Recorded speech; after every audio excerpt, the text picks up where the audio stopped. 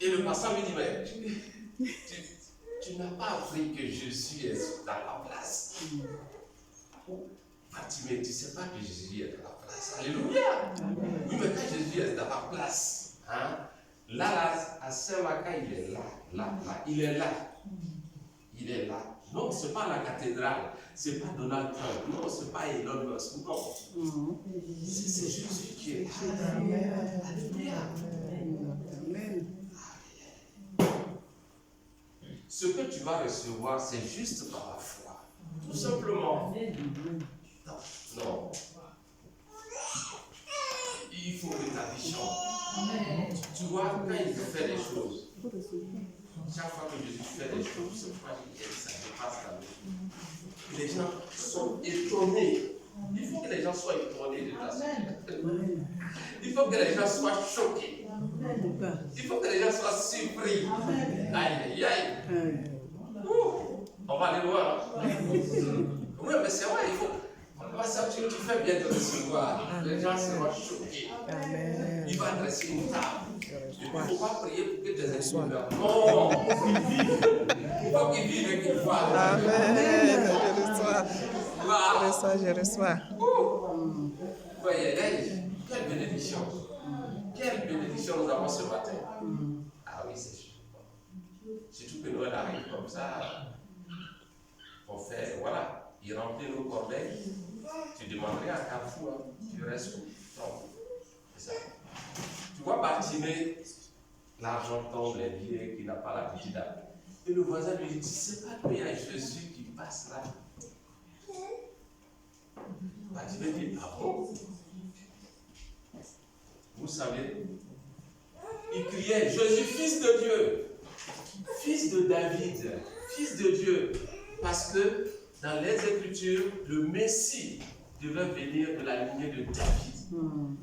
Le Messie, c'est le sauveur, celui qui doit sauver Israël. Oui, il sait que celui-là, ce que l'hôpital n'a pas pu faire pour ses yeux, il sait que lui, là, si le rencontre, tout est accompli. Amen. Non, c'est que ton frère, ton oncle, ton directeur n'a pas pu faire. Lui, c'est.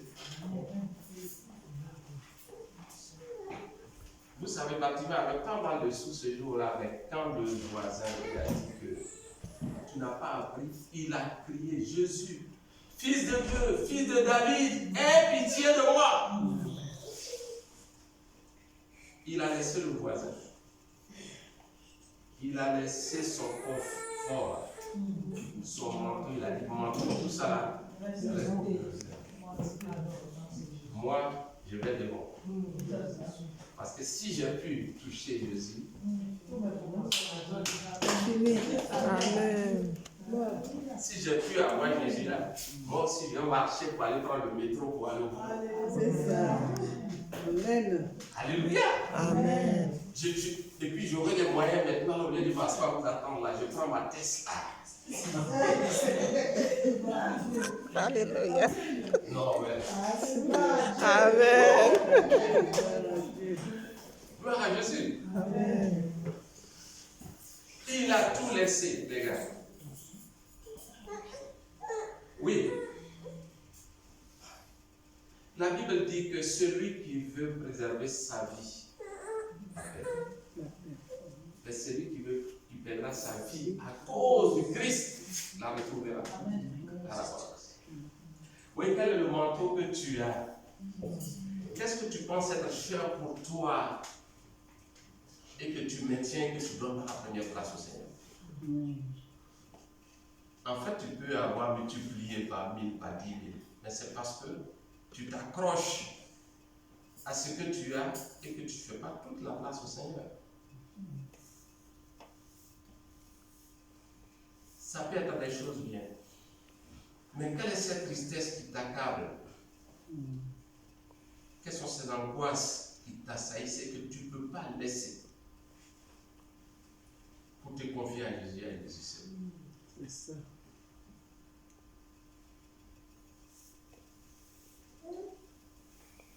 Vous savez, lorsque tu veux prendre une décision pour suivre Jésus-Christ, comme Bartimée l'a fait,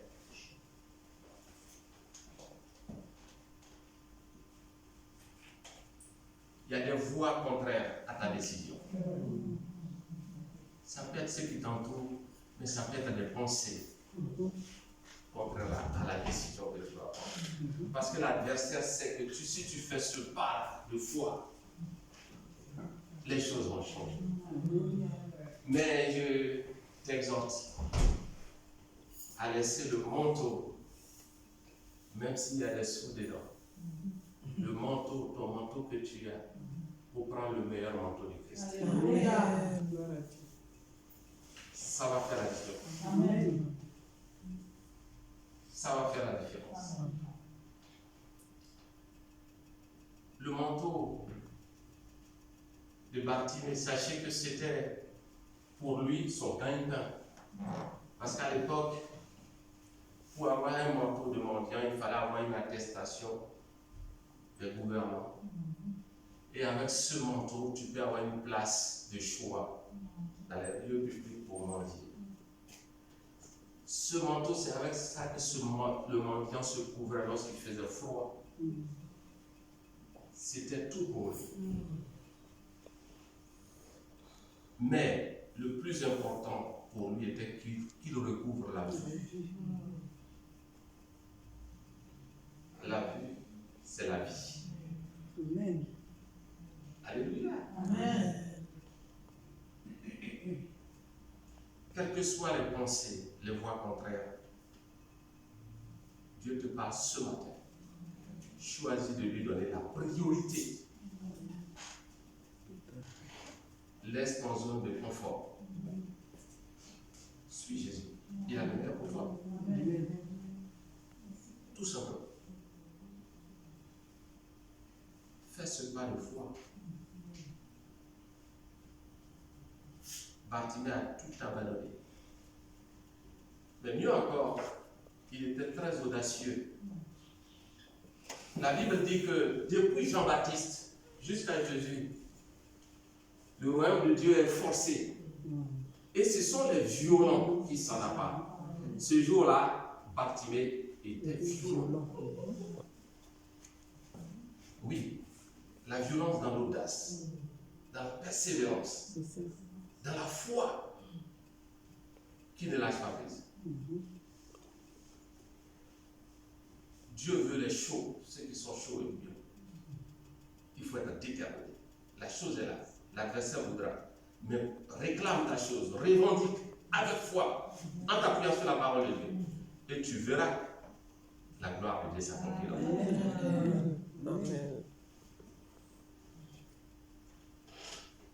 Même ceux qui avaient 2 yeux n'ont pas pu arrêter Bartimée.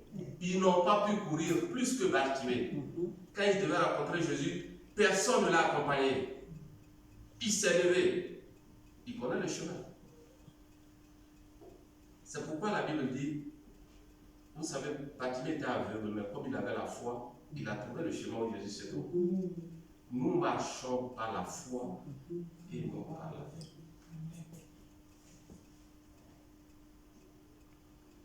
Sois amoureux de Christ. Sois audacieux. Je ne suis pas là pour prêcher un évangile où Alléluia, Amen, religiosité. Non. Je te donne la parole de Dieu pour que tu rentres dans tes promesses. C'est ça.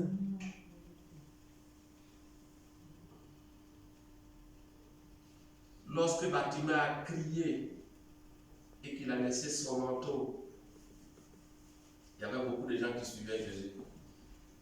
Mais Jésus s'est arrêté. Oui, quand notre foi est efficace et vivante et sincère, Dieu s'arrête. Waouh. Alléluia. Jésus s'est arrêté, pas à cause de la foule, mais à cause d'un cri. Un cri de cœur. Ce matin, Jésus s'arrête. Amen. Amen. Amen.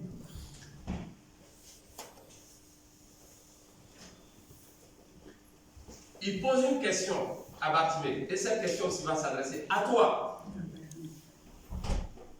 Je ne répondrai pas à ta place. À toi de répondre sincèrement. Mais Dieu va faire. C'est donc je suis sûr. Jésus s'arrête, Dieu s'arrête, le Saint-Esprit s'arrête au cri d'une personne, d'un aveugle.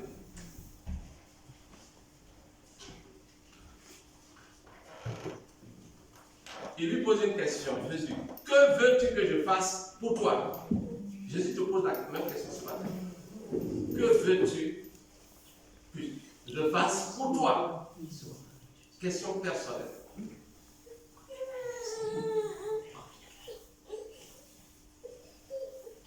Que veux-tu qu'il fasse pour toi? Noël arrive, je pense que c'est la meilleure occasion et c'est le meilleur cadeau que tu peux recevoir.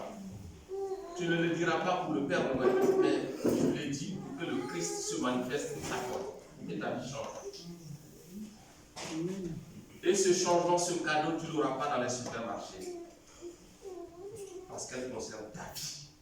Elle concerne ton bonheur. Elle concerne ta paix. Alléluia. Que veux-tu que je fasse pour toi, Bartimée? Qu'est-ce que Bartimée allait lui dire? Je veux l'argent. Non. C'est qu'il a rien. Mais quelqu'un qui a laissé l'argent.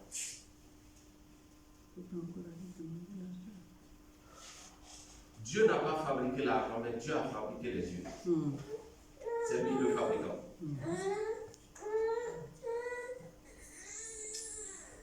Bartimée dit que je recouvre.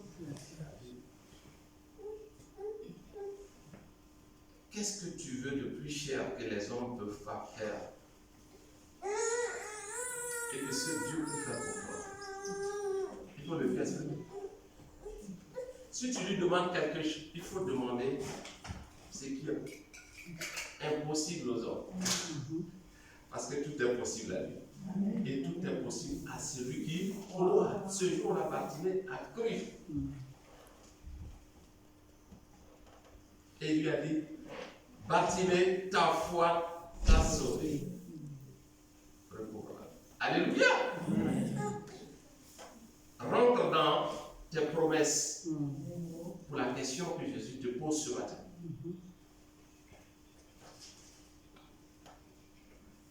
Il ne te demande pas de faire beaucoup de choses. Reçois seulement cette parole dans la foi. Et tu verras la chose s'accomplir. Parce que ce que Dieu veut pour toi, c'est ton bien. Jéricho était maudit. Mais ça ne l'a pas empêché d'aller. Bartimée était considéré comme maudit. Bartimée a recouvré la vie. Tout a changé.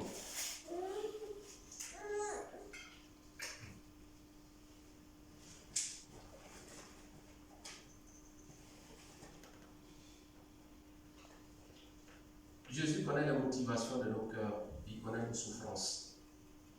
Il dit dans sa parole, venez à moi vous tous qui êtes chargés, fatigués. Et je vous donnerai du repos. Prenez sur vous mon joug, car il est léger. Que chacun de nous dépose le manteau qui pèse et qu'il fasse confiance au Christ. Jésus, le Christ. Lorsqu'il faisait les miracles, et ces miracles doivent se produire dans la vie de chacun d'entre nous, il a dit en ce moment, le royaume des cieux s'est approché de vous. Le Saint-Esprit est parmi nous. Ce que Jésus a opéré hier, il peut encore les opérer aujourd'hui. Ce que tu dois savoir, c'est que si tu es à Jéricho, que tu es malade, que tu es dépressif, que tu es endetté, que ton foyer ne va pas bien, que tes enfants, tu n'arrives pas à encadrer tes enfants. Jésus a payé le prix sur la croix de Golgotha. C'est pourquoi il a dit tout est accompli. Il a fait par amour pour toi et pour moi. Il a versé son sang jusqu'à la dernière goutte parce que c'est la rançon de délivrer de la malédiction qu'ont commis Adam et Ève. Oui, tu n'es pas maudit, mais tu es béni au nom de Jésus. Oui, que ce jour, le Seigneur vous accorde sa délivrance. délivrance comme il a fait pour Bartimée. Il n'a pas changé. Il est le même hier, aujourd'hui et éternellement. Que le Seigneur vous bénisse. Amen. Amen. Amen.